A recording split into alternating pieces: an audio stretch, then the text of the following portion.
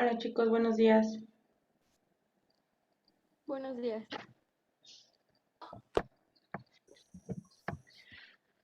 Bueno, vamos a comenzar con la clase de hoy, ¿sale? Vamos a terminar de ver el tema de relaciones interespecíficas y posteriormente pasamos con un tema nuevo que es algo extenso, chicos. Entonces sí les voy a pedir de favor que para que tengan la información, ya sea que tomen la captura de pantalla o que anoten lo de las diapositivas, lo más importante, o si no alcanzan a hacer su apunte el día de hoy, pues el video ya saben dónde va a estar para que lo vean en cuanto hagan sus apuntes, ¿sale? Porque esta información que vamos a ver del tema de niveles de organización de la ecología les va a servir para hacer la actividad siguiente, ¿ok? Entonces es importante que lo tomen en cuenta. De todas maneras, igual esta información que les voy a presentar la van a encontrar en su libro, entonces también de ahí pueden sacar su apunte. Nada más que se integren más de sus compañeros, espérenme tantito. Y vayan prendiendo sus cámaras, chicos, recuerden para su asistencia completa.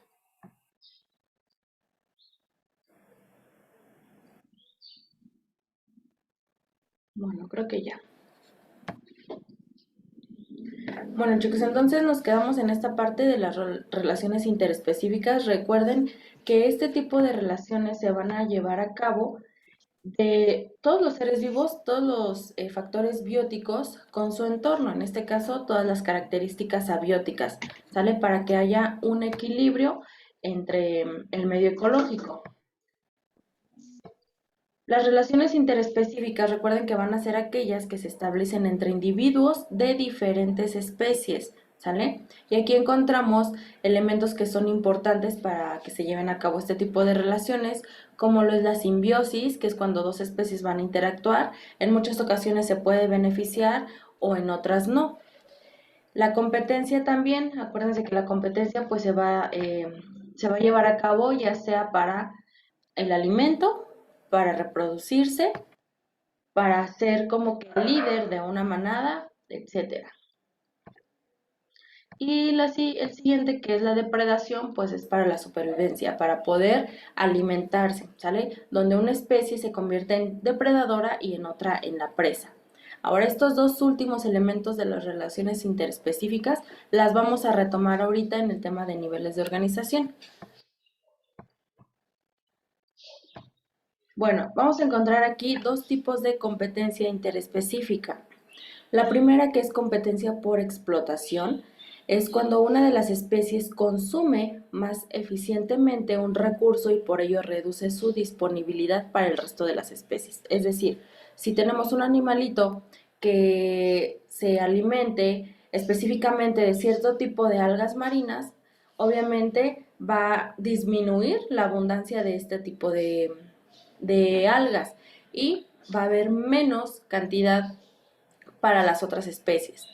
Por otro lado, la competencia por interferencia es cuando una especie va a interferir directamente en la obtención de alimento, la supervivencia o también la reproducción de un miembro de otra especie por medio de actos de agresión o de otro tipo, o cuando ocurre directamente impide su asentamiento en una parte del hábitat.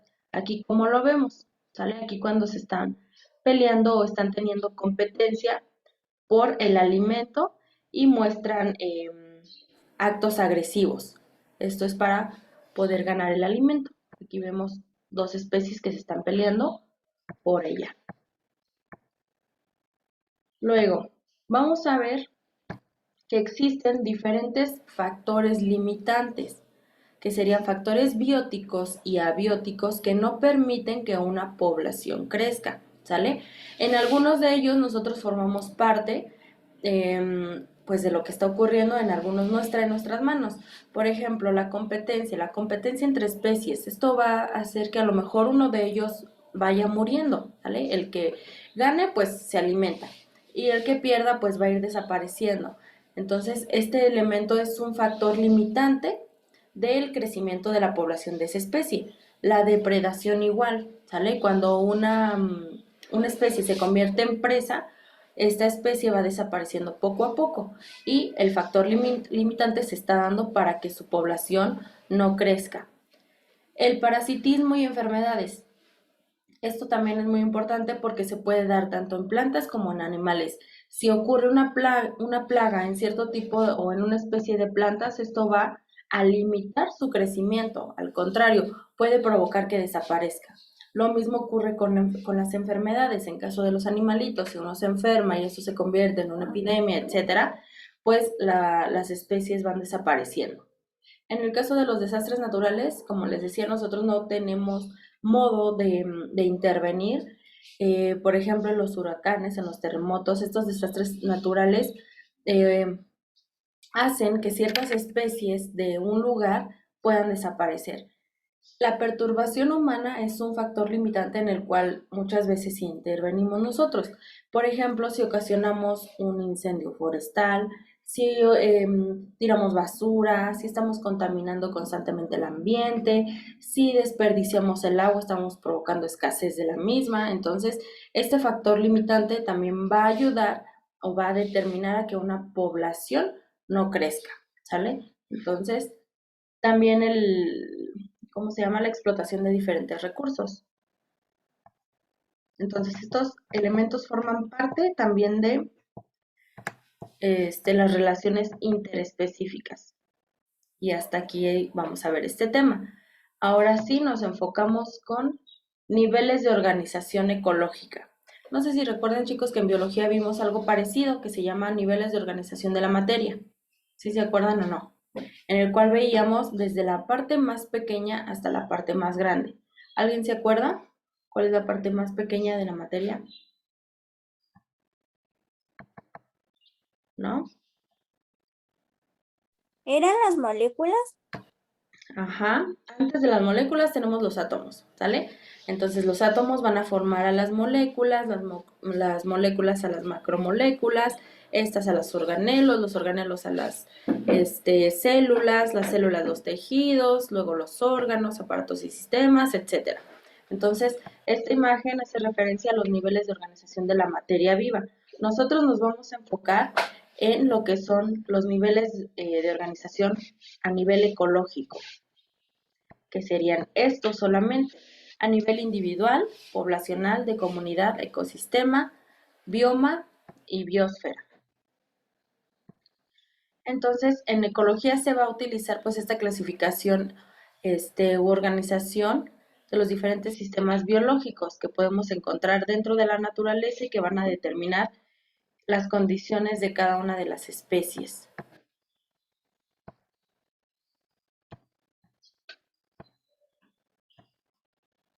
En cada uno de estos niveles de organización se da una serie de intercambios de materia. Chicos, apaguen su micrófono, por favor, ¿quién lo tiene prendido?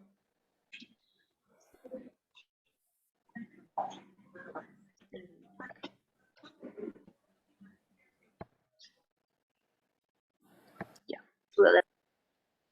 En cada uno de estos niveles de organización se da una serie de intercambios, como les decía, de materia y energía entre los diferentes elementos que lo van a componer. Además de todos estos intercambios, cada nivel tiene sus propias características. Entonces, ahorita vamos a enfocarnos en el tema de población y comunidad. Y vamos a ver que cada uno de ellos va a tener diferentes características que va a determinar su desarrollo.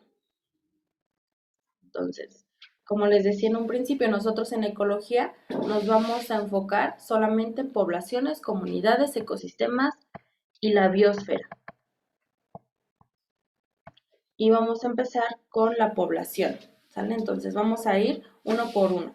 Población y sus atributos. ¿Qué es la población? Bueno, se refiere a los grupos de organismos de la misma especie que van a habitar en una determinada zona geográfica. Aquí, por ejemplo, encontramos una población de lobos. Entonces, son organismos de la misma especie y que se encuentran específicamente en un área determinada. Lo mismo, por ejemplo, que los osos pandas, ¿sale? Tenemos estos osos que son de la misma especie y que comparten un área geográfica. A eso se refiere con población. Ahora, vamos a ver cuáles son esas características específicas de la población. Empezamos una por una. La densidad.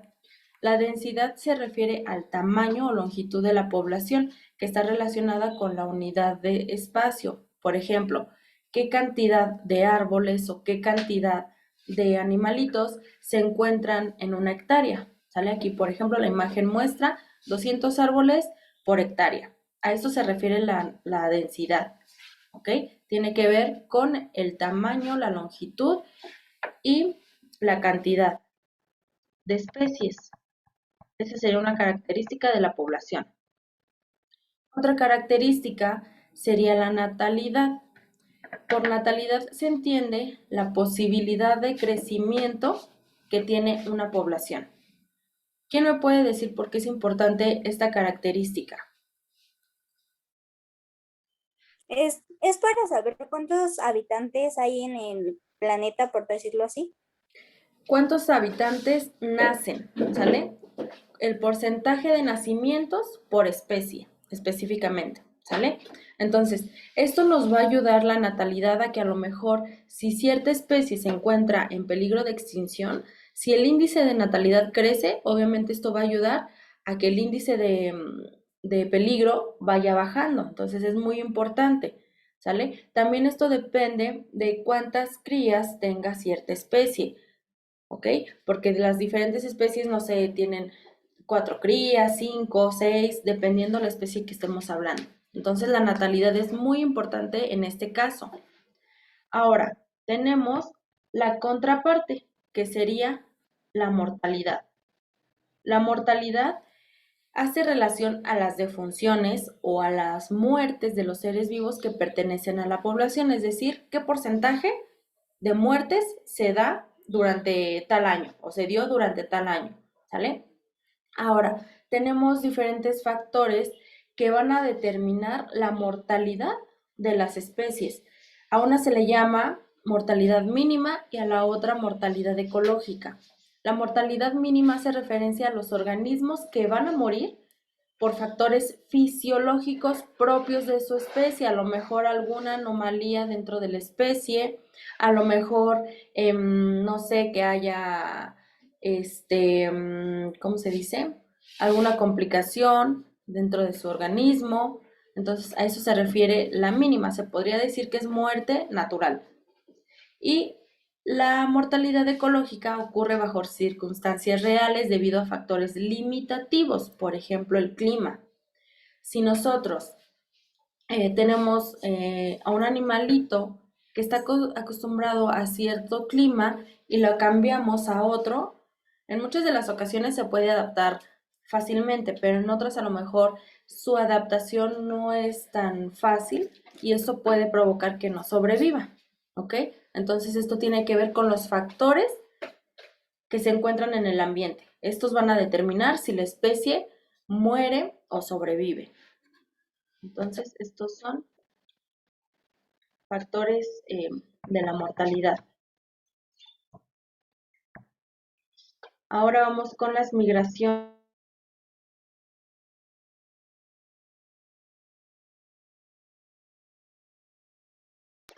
Bueno, las migraciones se refiere a las traslaciones que efectúan los seres vivos dentro de la población. Esta puede realizarse de manera inmigratoria o inmigración, que sería la entrada, o una emigración, que sería la salida, ¿ok? Esto es muy importante para que sepan cuál es la diferencia. Inmigración, entrada y emigración, salida. ¿Para qué realizan estas actividades las diferentes especies? Bueno, una de ellas para ir a buscar alimento a otra parte, para acoplarse al cambio climático, porque si a lo mejor hace ya demasiado frío en ese lugar, tienen que migrar a otro lado para poder sobrevivir a las condiciones climatológicas. Otro también para la reproducción, muchos de los animalitos se van a otro lado para poderse reproducir. ¿Ok? Entonces las migraciones también forman parte importante del crecimiento poblacional. Y dentro de esta parte de las migraciones vamos a encontrar la distribución espacial, que es la forma en la que la población utiliza el espacio disponible para poderse distribuir en este caso. Esto va a depender del ciclo de vida, del clima, de épocas de reproducción, de crianza, distribución de recursos en el espacio. Y aquí vamos a tener que existen diferentes maneras de distribución. Tenemos distribución al azar, agregada y uniforme. En el primer ejemplo, que es distribución al azar, vemos que las especies se encuentran un poquito más dispersas, ¿sale? Aquí podemos encontrar inclusive especies diferentes, no necesariamente de una. Entonces, especies diferentes que se van a dispersar ya sea en partes de la República o en partes del mundo. La agregada son animalitos que van formando pequeños grupos, que van formando grupitos de la misma especie, ¿sale? Y la uniforme, que es una manera de distribuirse más, de manera más lineal, más organizada, ¿ok? Ahorita les voy a mostrar dos ejemplos y me tienen que decir qué tipo de distribución están utilizando, ¿ok? Chequen bien. Al azar están más dispersas, agregada forman grupos y uniforme están más, más alineados o tienen una mejor organización. Este ejemplo, ¿qué tipo de distribución está utilizando? Les muestro otra vez los ejemplos, al azar, agregada o uniforme. ¿Cuál sería? ¿Al azar? Así es, al azar. Aquí estamos viendo que se encuentran más distribuidos en todo el planeta, ¿ok? Y estamos hablando aquí de diferentes especies. Muestro nuevamente los tipos de distribución, chéquenlos, azar, agregado y uniforme. Y ahora, este ejemplo, ¿cuál sería? Agregada. Así es, agregada porque estamos viendo grupos de varios animalitos de la misma especie, ¿ok? Que están formando un grupito aquí, a lo mejor otros grupos allá atrás. Entonces, esta es la manera, chicos, en la cual las diferentes especies optan por agruparse y una de las causas, no, más bien, una de las funciones por lo cual lo hacen es para protegerse. Si están en grupo, obviamente van a poder o tienen una mejor manera de protegerse de a lo mejor algún depredador, ¿ok? Ahora, vamos a ver otra característica de la población que es el crecimiento poblacional. Es el incremento de una población en el transcurso del tiempo. Está determinado por la natalidad, la mortalidad y la distribución por edades. ¿Por qué? Obviamente una población puede crecer si el índice de natalidad aumenta. Si los nacimientos son en mayor porcentaje, obviamente la población crece, ¿no? Pero ¿qué pasa si el índice de mortalidad aumenta también? ¿El crecimiento poblacional va a ser igual? ¿Sí o no? Si aumenta la mortalidad, chicos, ¿qué va a pasar? ¿Disminuye la población? Exactamente. Si el índice de mortalidad aumenta, el crecimiento poblacional va a disminuir porque las muertes se van a presentar más. Entonces, no habría como tal un crecimiento poblacional. Y aquí también va a intervenir la distribución por edades. ¿Por qué? Porque si tenemos más animalitos que ya se encuentran en una etapa de fertilidad, en una etapa de reproducción, obviamente esto nos va a ayudar a que se reproduzcan, a que haya índice de natalidad alto y que el crecimiento poblacional se dé. Sin embargo, si a lo mejor nos encontramos en una etapa en la cual hay más cantidad de animalitos o de cierta especie que es bebé, obviamente no están en una etapa de reproducción. El crecimiento poblacional puede tardar más, o sea, sí se puede dar porque van a crecer, pero puede tardar más, pero aquí podemos encontrar diferentes factores limitantes. Si a lo mejor estos animalitos que están en pleno crecimiento son devorados por otras especies, pues el índice de mortalidad está aumentando también y el crecimiento poblacional no se va a dar como a lo mejor se hubiese querido. Entonces, tiene que ver con estos tres elementos, ¿sale? Para que un crecimiento poblacional se dé de una manera adecuada, debe haber un índice alto de natalidad, índice bajo de mortalidad y debe de haber un equilibrio entre la distribución por edades, ¿sale? Ahora vamos a ver algo que hace referencia a esta parte, que es el modelo de hemostato, que son los factores que van a afectar el potencial biótico. El potencial biótico, chicos, pues son todos aquellos elementos que tienen vida, las plantas, animales, microorganismos, etcétera.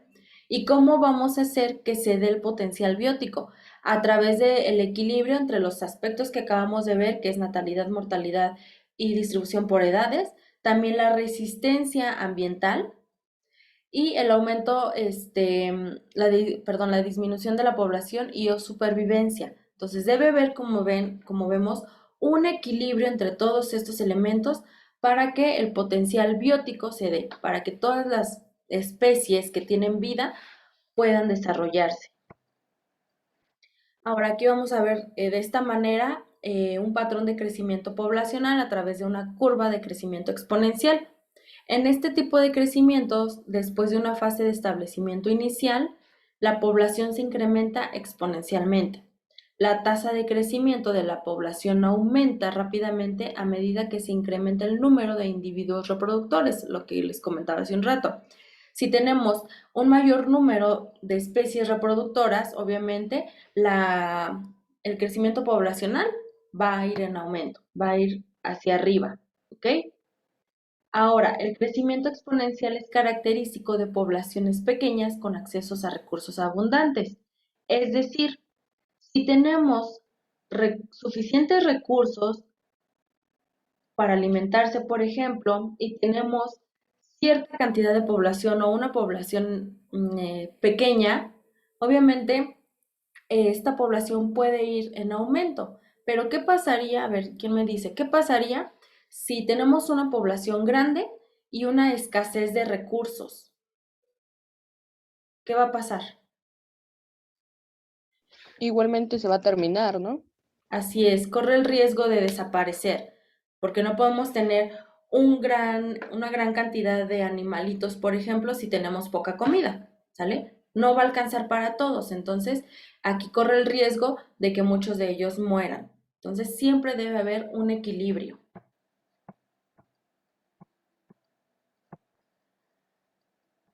Así es, Carrasco, peligro de extinción. Ahora, regulación poblacional. La regulación del crecimiento de una comunidad se da por la interdependencia natural de las especies que la componen y se mantienen debido a la acción de mecanismos homeostáticos. Acuérdense que homeostasis se refiere al equilibrio del organismo con el ambiente, ¿ok? Estos van a amortiguar las acciones que tienden a desestabilizar a los ecosistemas. Por ejemplo, aquí tenemos cuando se introduce un pez carnívoro en un lago. Sabemos que un lago tiene mucho menor extensión que un mar, ¿ok? Entonces, ¿qué pasa si nosotros llevamos a un animalito, a un pez carnívoro a un lago? ¿Qué creen que ocurra?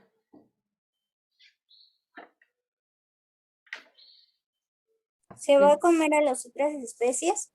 Así es, se va a comer, se va a alimentar de las especies que se encuentran en este lugar. Entonces, si un pez carnívoro se encuentra en un mar, obviamente sabemos que aquí existe una gran variedad de especies y se puede alimentar de ellas sin que corra tanto el riesgo de una posible extinción. Sin embargo, si llevamos este animalito a un lago, obviamente se va a alimentar de las pocas especies que puede habitar en este lugar y corren el riesgo de desaparecer. ¿Ok? Por eso siempre debe haber un equilibrio en todo, absolutamente en todo. Ahora, como les decía hace un ratito, retomamos estos elementos de las relaciones que son la competencia. Acuérdense que esto se da cuando dos poblaciones o más compiten por el espacio, el alimento o algún otro factor para poder sobrevivir. ¿Sale? Entonces aquí se puede dar ya sea competencia entre la misma especie o diferentes especies. Y el otro elemento que vamos a retomar es la depredación. La depredación es un tipo de interacción biológica en la que un individuo de una especie animal caza a otro individuo para subsistir. Un mismo individuo puede ser depredador de algunos animales y a su vez presa de otros, aunque en otros los casos el predador es carnívoro u omnívoro. Entonces aquí vemos el ejemplo de la gacela que forma parte de ser presa de este depredador pero también puede ser presa de otro animal más grande. Igual este otro animal puede ser depredador de los dos anteriores. ¿Ok? Entonces, así es como se va formando la cadena alimenticia, por eso es importante cuidar a todos los animalitos, porque si uno de ellos comienza a desaparecer, la cadena alimenticia se rompe y vamos a encontrar la desaparición de muchas especies. Entonces, hasta ahí, chicos, fue el primer nivel, que es población, ¿ok? Ahora nos vamos con comunidad y su estructura. ¿A qué se refiere la comunidad? Este es el nivel de organización natural que incluye a todas las poblaciones de un área. Entonces, recuerden, población es un grupo de animalitos de la misma especie. Y ya una comunidad es más grande, así conforme va avanzando los niveles van siendo más grandes. La comunidad ya es un nivel en el cual vamos a encontrar muchas poblaciones, tanto de animalitos como de plantas, de diferentes especies, ¿ok? Que van a compartir un espacio determinado en el cual se incluyen los factores bióticos y abióticos. Aquí vamos a ver dentro de este tema que en el ecosistema tenemos el biotopo y la biocenosis. Entonces es muy importante que sepan la diferencia entre estos dos y hace referencia con los factores abióticos y bióticos. Por ejemplo, el biotopo son factores abióticos como la energía solar, el viento, la tierra, la lluvia, las piedras que van a determinar un ambiente determinado dentro de un ecosistema.